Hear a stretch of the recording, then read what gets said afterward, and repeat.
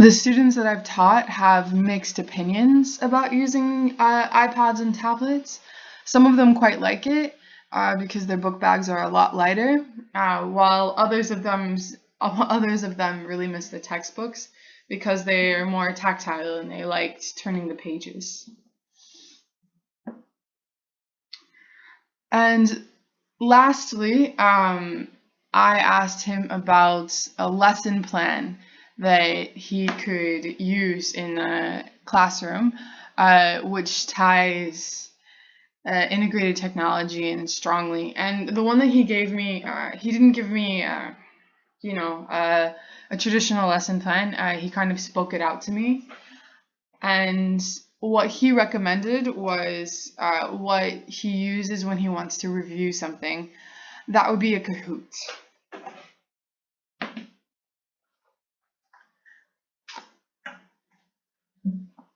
A Kahoot, the way that it works is that you come up with a list of questions and 4 possibilities. And the students individually or in groups, you decide, must respond to those questions one by one on their iPads. The lesson plan that he gave me was for a class in high school that would traditionally take around 55 minutes. What he said was the first 10 minutes he normally spends getting the children to settle down and taking attendance. Then what he does is he tells the students they're going to do the Kahoot, and he has them go onto the website with a code that he's told them, and because they all have iPads in the classroom that he teaches. So they all join individually and come up with their own name, and then he explains the instructions and they begin to play. All of that, the preliminary stuff, takes about 15 minutes approximately, 15 to 20, and then he goes into the actual game elements. Like I said, Kahoot has a question and 4 possible responses. The person that wins is the person that cumulatively has responded to the most questions correct and the fastest. So after each question, it evaluates that.